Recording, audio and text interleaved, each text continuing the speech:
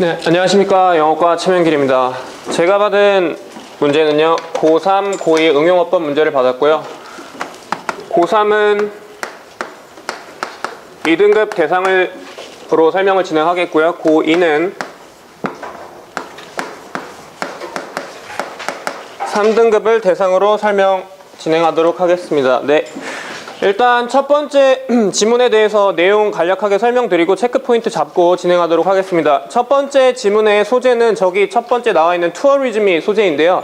그 tourism is a double-edged sword 이렇게 얘기를 하고 있습니다. tourism은 양날의 검이다 라고 얘기를 하고 있습니다.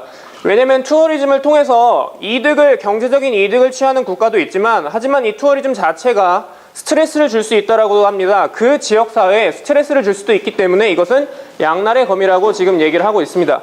그래서 그 첫 번째 그 이득을 보는 입장이 이제 베니스를 예시를 들어서 지금 설명을 하고 있는데요. 베니스는 하지만 상대적으로 운이 좋은 입장입니다. 왜냐하면 그 관광객들을 잘 다룰 수 있습니다. 그것 자신의 용어를 사용해서요. 그러니까는 이제 왜냐면 그 이유가 나오겠죠. 왜냐하면 그 베니스라는 곳은 이미 잘 형성되어져 있는데요. 하나의 목적지로서. 그래서 이것은 반복적인 방문을 받을 수 있다라고 지금 얘기를 하고 있습니다.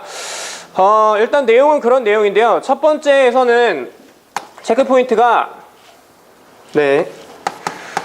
그 for에 대해서 일단 좀 봐야 되겠는데요. 일반적으로 이제 for 같은 경우 이런 식으로 관계대명사랑 함께 쓰이게 되면은 출제가 되게 되면 이제 학생들이 for which라는 것을 들어봤기 때문에 이걸 하나의 전치사 플러스 관계대명사로 볼 수 있는 경향이 있는데요. 하지만 제가 해석을 했다시피 이 for은 접속사로도 쓸 수가 있습니다. 따라서 for이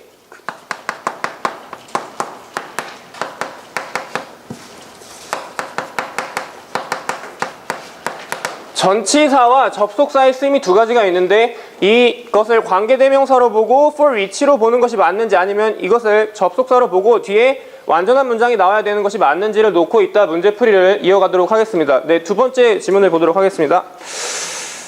네, 이거 두 번째 문제네요. 그래서 보시면 근데 이제 베니스 같은 경우는 이런 식으로 굉장히 많은 혜택을 볼 수 있는데, 문제는 그렇게 좀 잘 목적지로서 관광지로서의 인식이 좀 잘 안 되어 있는 국가들 같은 경우는 문제가 좀 발생을 할 수가 있다라고 합니다. 그래서 여기 보시면 problems arise 이렇게 되어 있죠. 그래서 문제들이 발생을 할 수 있습니다. 하지만 with relatively new world heritage sites 이렇게 되어 있죠. 그래서 상대적으로 새롭게 그 세계 문화 유산으로 인정받은 곳은 어떤 그 스트레스를 받을 수가 있는데요. 근데 particularly those in lesser developed economies에서 좀 덜 개발이 된 경제들 같은 경우 그러하죠. 근데 이들은 굉장히 열망을 합니다.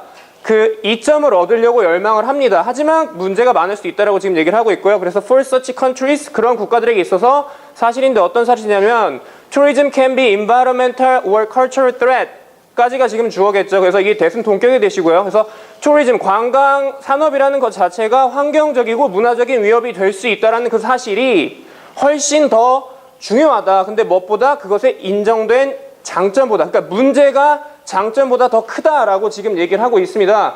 근데 이제 이번 문제를 그 체크 포인트를 잡아야 될 부분은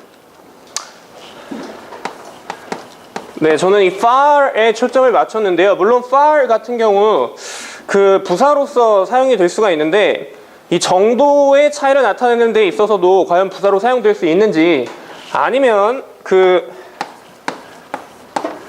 어떤 정도의 차이를 나타내는 데 있어서 by far 이라는 표현이 있습니다. by far은 그 단연 또는 월등히 이런 의미로서 사용이 될 수가 있는데요. far이 그 부사로서 정도의 차이를 나타낼 수 있는지, 아니면 저기 위치에 by far를 써주는 것이 맞는지를 놓고 문제풀이를 진행해 보도록 하겠습니다. 네, 다음 지문으로 가겠습니다. 네.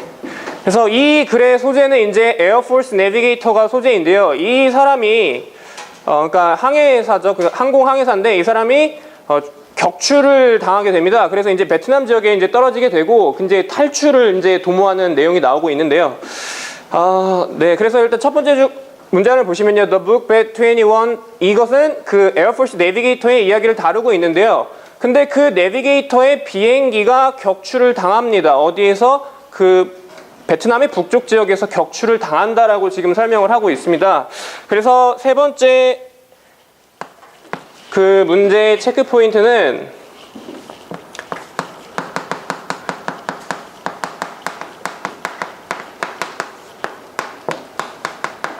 관계대명사의 이제 격을 좀 따져봐야 되겠는데요. 그 김중희 선생님, 그 관계대명사 that 같은 경우는 소유격으로 사용이 될 수가 있습니까? 없습니다. 네, 그래서 관계대명사 that 같은 경우는 다른 관계대명사들과는 다르게 그 소유격의 쓰임이 없습니다. 근데 이제 제가 해석을 했다시피 이 내비게이터의 비행기는 이런 식으로 해석이 돼야 되는데, 그러면 저기에 관계대명사 that을 쓰는 것이 저렇게 쓸 수 있는 것인지, 아니면은 그 소유격의 의미를 나타낼 수 있는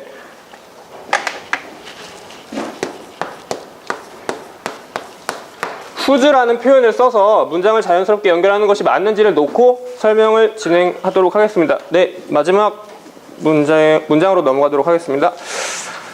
네, 그 마지막 지문에 대한 내용은요, 그 소재가 이제 workspace가 소재가 될 수가 있겠습니다. 그래서 그 일을 하는 공간 자체가 굉장히 neat, 그러니까 산뜻할 수도 있고, 그리고 messy, 굉장히 엉망일 수도 있다라고 지금 얘기를 합니다. 근데 그게 그러니까 뭐 이런 식으로 얘기를 하죠. 그러니까 나는 뭐 이렇게 어지러운 상태에서 굉장히 창의력을 얻을 수 있어, 이런 식으로 얘기를 하는 사람이 있는 반면에, 나는 산뜻한 상태에서만, 깔끔한 상태에서만 뭔가 일이 잘 돼, 이런 식으로 얘기를 할 수가 있습니다. 그래서 어떤 여러 가지 케이스가 있을 수가 있는데요. 근데 이제 그 공간을 보면 따라서 그 사람의 일하는 성향이나 그 사람의 성향을 알 수 있다라고, 그 공간을 통해서 그 사람이 어떤 사람인지를 알 수 있다라고 지금 이 지문은 얘기를 하고 있습니다. 그래서 여기 마지막 문장을 좀 보시면요, one of the reasons, 이유들 중에 하나인데요, physical spaces, 그러니까 그 물리적인 공간, 여기 물론 Y가 생략되어 있겠죠. 물리적인 공간들인데, 그 오피스 데스크, 사무실에 있는 그 책상을 포함한 물리적인 공간들이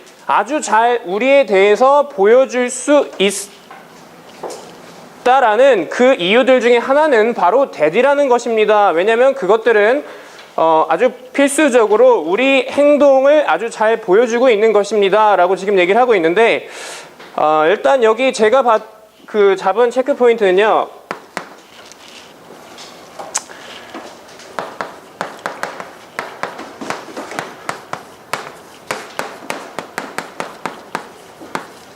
그 분사의 능동형과 수동형을 좀 비교를 해볼 필요가 있겠는데요. 여기 나와 있는 그 revealed라는 것이 과연, 그러니까 지금 revealed라고 하면 그 주어 자체가 누설이 되는 걸 얘기하고요, revealing이라고 하면 주어가 누구에 대해서 누설을 하는 능동의 개념이 되게 됩니다. 따라서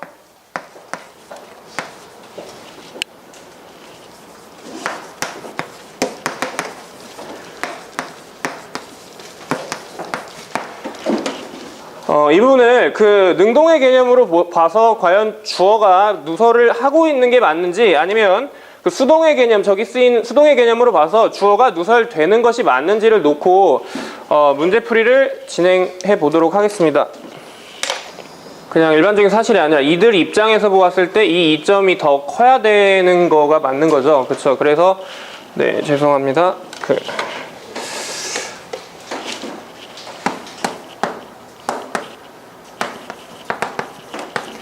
outweigh라는 거를 체크 포인트로 잡고 다시 설명하도록 하겠습니다. outweigh가 쓰이게 될 경우에는 주어가 이것보다 더 크다, 그러니까 A outweigh B라고 하면 A가 B보다 더 크다라는 건데, 그 김중희 선생님의 말씀을 들어보니 그들의 입장에서는 이것 자체가 지금 더 커야 되는 것이 맞기 때문에 저 부분을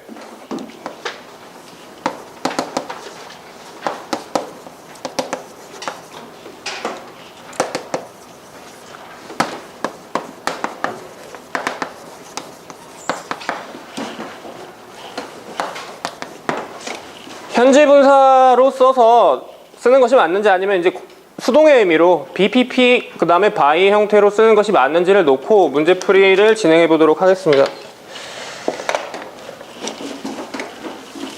네, 그럼 3분 잡고 해설 시작하도록 하겠습니다.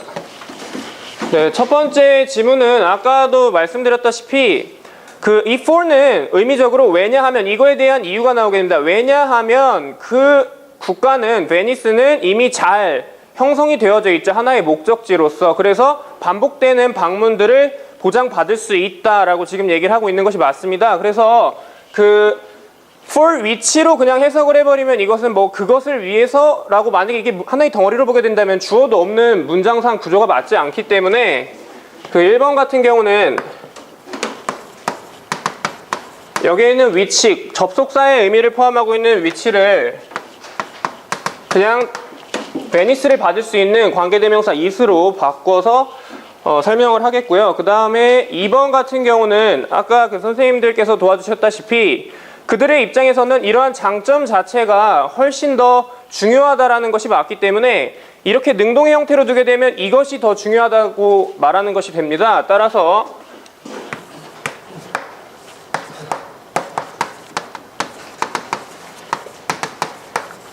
outweighing이라고 되어져 있는 부분을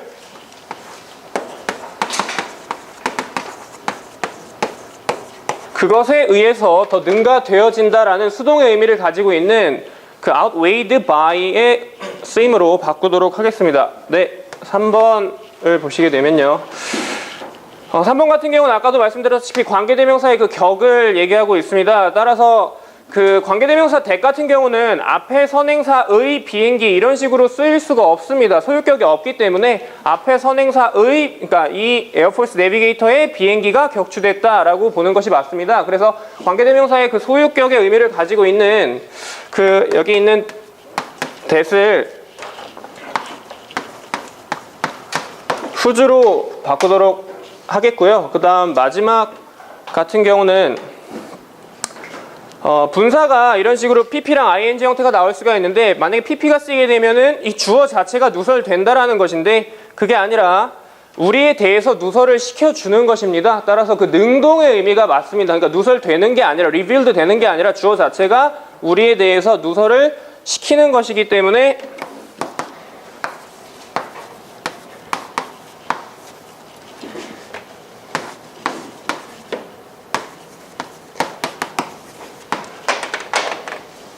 네, revealing으로 바꿔주도록 하겠고요.